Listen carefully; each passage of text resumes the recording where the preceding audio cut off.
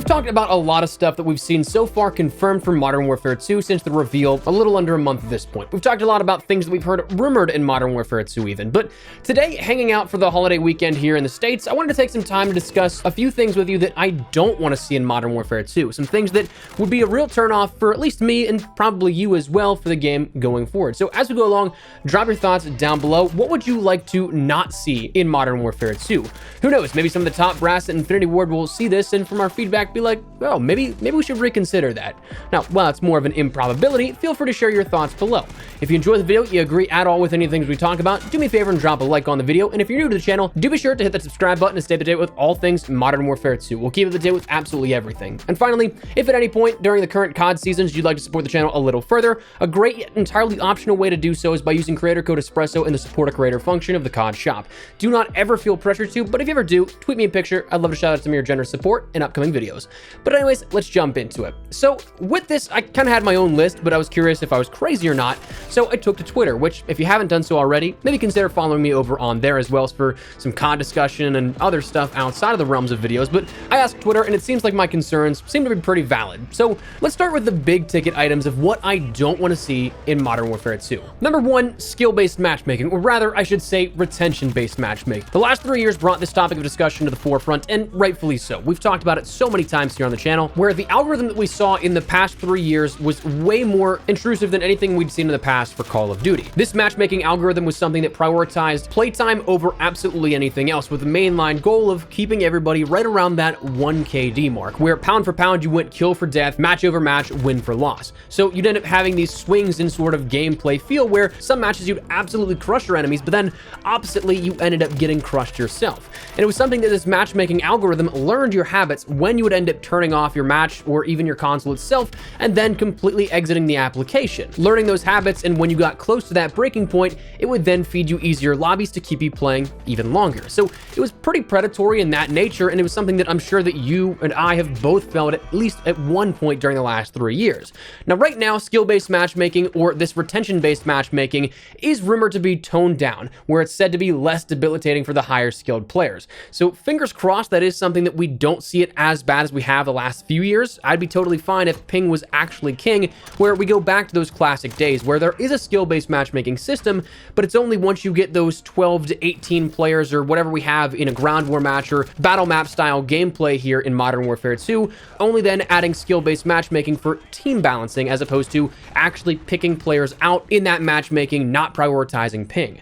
My theory is that if this does actually happen where it's less debilitating, we saw that of course there was that talk of AI being added into multiplayer. Now, I'm not a huge fan of that, but it's also something that I think could then widen the skill parameters for the majority of players, keeping the players that need truly protecting, those that have, say, disabilities or so, that it just would not be fair to put them up against the 5 KD bunny hopping, drop shotting, slide canceling COD champs qualifiers. They may be in their own bracket where it's impossible to drop down into there or next to impossible, so that they are truly protected, then playing AI. And then potentially that's when we see this matchmaking algorithm sort of ironed out, where it's not as restrictive in terms of who you end up playing. Now, anyways, outside of that, another thing is lobbies disbanding. I know a lot of people, this is really make or break for them. Personally, I don't care too much, but I'd prefer if lobbies didn't disband. I've always been that guy that plays solo with his mic and game chat turned off, and if I'm playing with a squad, I'm usually in a different call, like an Xbox party, PlayStation party, or Discord call on PC, and so therefore I don't really interact with the social side of the matchmaking service, and that's just me. Entirely cool if you do and you find this something that is a make or break, but while personally it doesn't affect me and how I play the game, I would very much so like for lobbies to not disband, just like the classic system. You could find that good lobby, stick with it, and grind it out. You could have friendly competitions here within each match, match over match. You could, for those that end up utilizing those social features, end up making some friends in game, whereas just a one and done match doesn't actually do that. Now, unfortunately, I'm not really expecting this to hold up, where lobbies do stay together. Lobby disbanding, especially since Modern Warfare 2019 and the matchmaking system that we had in place, that was something that was kind of integral. It sort of reset your elo and rebalanced it after every single match behind the scenes. So therefore, if there's any sort of hint of that skill-based matchmaking and retention-based matchmaking that we see now, I kind of think that this will persist on into not only just this game, but future games as well. But those are two of my big ticket items here at this. Next, I want to talk about some gameplay oriented mechanics. Number one thing that I really hope does not come back, and I'm kind of assuming that it won't because it was met with immediate and overwhelming criticism here for it, is the bloom mechanic. Now, if you guys haven't played Vanguard, you might only recognize this from like a week or two of when this was implemented within Warzone in December with that Season 1 launch and the integration for Vanguard items. But bloom was an absolutely unnecessary mechanic added into Vanguard MP, and again, for that short period of time in Warzone. It was reverted within Warzone. I don't recall if they ever removed it from Vanguard or not, but for those unaware of what bloom is, it's a mechanic that adds deviation in shot placement. Up close, you'll be hard-pressed to see the effects of it, but when you get at a long distance, you'll have a great vantage point of when you shoot, and then take a look at where you ended up aiming. Wherever you go and walk over to where you're actually shooting at, you'll see the bullets don't actually line up exactly where you're shooting. That is a byproduct of bloom, adding a bit of RNG to where shot placement goes. And sure, in a lot of situations, it might not be something that affects your gameplay within 50 meters or so within a game. It still shouldn't be there. So hopefully that does not make a return. I don't think that we've heard anything reported on this. And again, with how much backlash it immediately got within Vanguard as well as Warzone, I don't think that they'll add it in here with this. Now, next up, another thing that Vanguard did and did way too much is screen shake. Even with a 50% decrease that you can end up adjusting in your settings, it is still insane. If you end up playing any sort of Vanguard match on either DOS House or Shipment, chances are you've come across the absolutely entire map shaking cluster strike and other streaks that happen along with that. Screen shake is just something that, especially to the degree that Vanguard did it, was kind of nauseating. It actually made you sick if you got a little bit of motion sickness from the visuals on screen. And if you're trying to track an enemy through all that screen shake, good luck, because chances are you wouldn't. So fingers crossed, if there is any screen shake whatsoever, it is not to the degree that Vanguard introduced it at.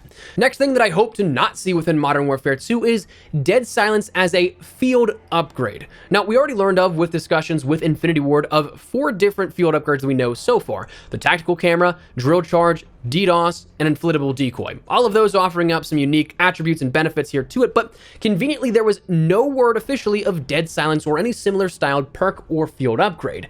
It's currently rumored that we'll have a dead silence and ninja perk here in Modern Warfare 2, but nothing is confirmed just yet. We'll have to wait and see. What I don't think that we'll ever get full confirmation of, though, is as to why this happened as it did in Modern Warfare 2019.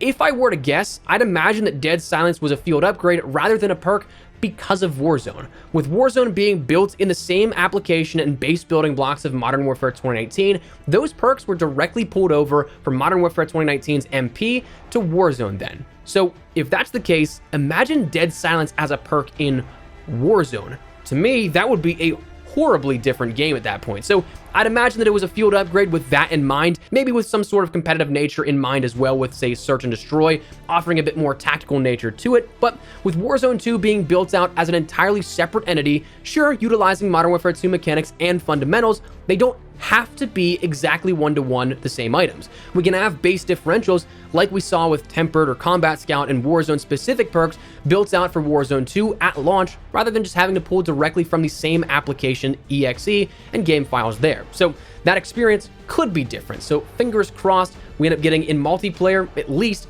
dead silence as a perk and not a field upgrade. Now, another thing that I do not want to see here return is that of the Modern Warfare 2019 minimap. And also, kind of compounding on top of this, I don't want there to have to be a perk that showcases the minimap here with it, that you select it and that's how you get the classic minimap.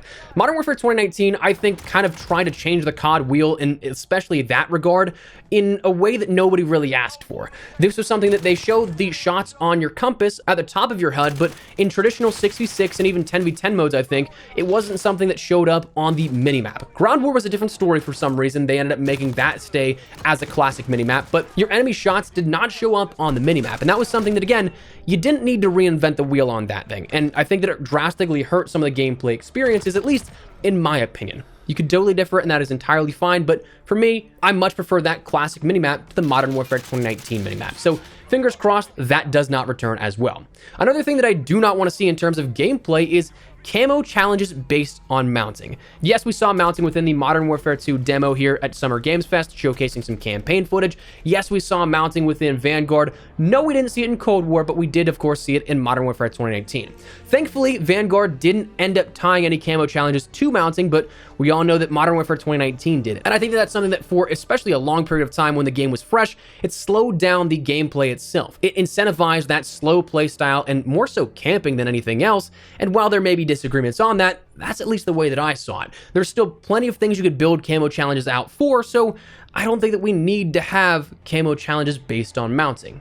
Just the way that I see it. Another thing that I hope we do not see within Modern Warfare 2 is death streaks. Now, this is something that might be like, okay, why are we bringing this up? We didn't see this in Modern Warfare 2019. We didn't see it in Vanguard.